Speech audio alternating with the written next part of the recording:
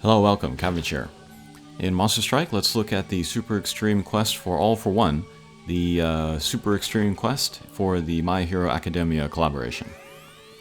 And then you just have to beat this once, and then you can gain access to the character All for One, and then make the max luck of him. And then I wasn't sure if I was going to be able to play this last night, because I was out with some friends. But I got home, and then there was about an hour left on the quest. And then I knew nothing about it except for, you wanted light, bounce, null warp characters. So I went in and I saw the power fields and then the element areas. I was like, okay, that's interesting. So in order to take down, in order to do damage to anybody, we have to hit the power balls and then hit the enemies within the element areas. So there's no, weak points in this quest, but it's like a de facto weak point, because you need to hit them in that element area.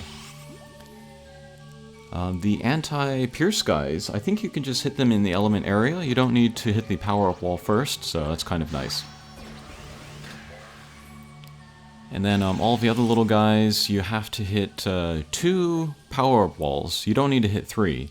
And then you can hit them in the element area, and then they will go down. And then the thing about the power-up walls, just like in El Dorado, they will only give you that power-up on the first hit that you do on somebody. So if you hit power-up wall, and then like the drone, and then the enemy, your power-up will go into the drone, and then you'll do no damage on the enemy.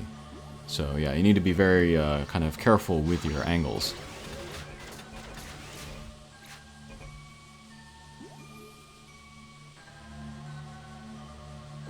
And then going into this, I didn't know about the power-up walls or the element areas, or the ability to skip gauges. I just brought a bunch of characters who I thought might be fun to use in here. But first is Lucia from Bleach. She's nice because she has the Recovery M, and then there's no healing in between stages in this quest, so that's useful there. Then there's Sailor Venus. She has the Dark Slayer, so that's very nice. And then Ray, she also has the Recovery M, so that's another way to keep my HP up. And then finally is Deck, who I just thought would be cool to use in here because, it's in keeping with the manga. But it turns out that he is the key to skipping gauges here, and then getting a potentially easier run.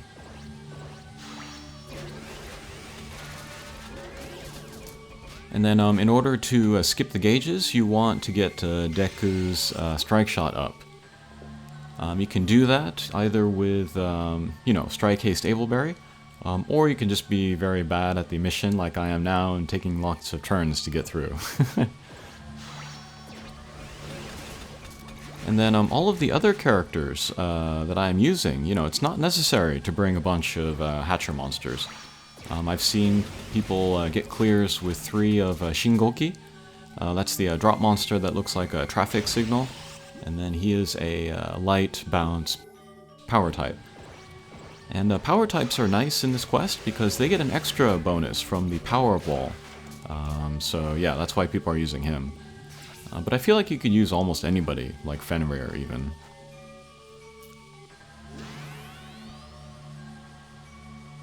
Okay, Battle 3.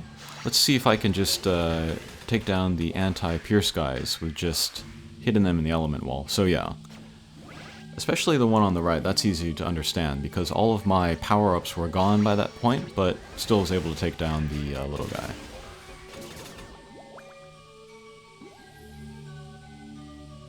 Yeah, this quest is not so hard, or this level, not as hard as the last one, I would say. So again, just hit the power-up wall twice, hit the enemy in the element area, and then that'll do some damage to it. Of course, if you get 3, you'll do more damage, so... And then, somebody commented on one of my videos that this quest is not very kind to beginners. And I think there are a lot of people that are starting the game because of the My Hero Academia collaboration. And I would agree, because it's difficult, you know, to get these angles off and, you know, getting all of the hits on the wall and then hitting the guy. But the barrier to entry is actually pretty low. Like I said before, you can just bring 3 drop monsters and then bring a friend, a Deku, and you can get the clear. So in that sense, I would say it's, you know, kind of nice for beginners. You might have to play it many times in order to get that one clear, but it'll be pretty available over the next maybe week and a half, 2 weeks, and then there's probably always going to be Deku friends available, so. And then when I made the video talking about recommended max lux, I didn't kind of notice like how inexpensive the drops were for these limited time monsters, like All Might and then All for One here. It's very inexpensive. I think in one run, if you have like a bunch of friends, and you like use a biscuit or something, and then your luck is good, you can get like 25 drops just in one run. So in 4 runs, you can finish a max luck. That's pretty cool. And so yeah, after beating this quest, I just made the max luck of All for One, even though I'm not totally sold on the character. I think in many cases, I'm going to prefer to use other characters than him. Like in Kanan, for example, I could use All for One in there, but I'd probably still prefer Bishamonten, because she has the Meteor Strike shot, which can be very helpful taking down little guys. And then there's probably never going to be a quest where you need all 3 of those null elements at once. I think the one at the moment is Dinah, but you don't even need Max Lux in there, so. All for One, however, is good for level 24 of the Kinky, which is maybe the most difficult mission in the game right now. And then there are very few characters that are good for that level. So yeah, it might be worth getting 1, 2, or even 3 of All for One. Okay, so let's look at Deku's strike shot here. We'll hit the 3 power-up walls, and then hit the boss within the element area.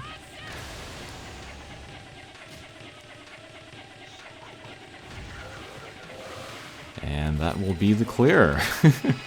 I had no idea that this was powerful. I was just using it because the boss was getting low on turns, and I wasn't sure if I was going to be able to clear that level. But yeah, just cleared the whole mission with that strike shot. From what I hear, it's safer to do this, or to attempt this on the second boss stage, not the first. Because, you know, you need to hit all 3 walls, maybe you need some able berries for Deku, but it worked out here, so that was awesome. Okay, so good luck with that. Again, you can just bring 3 drop monsters and a friend Deku, and then get through it, and then get the max luck, which is so affordable that I say why not, might as well get it. Okay, thanks for watching, and we'll see you again. Take care.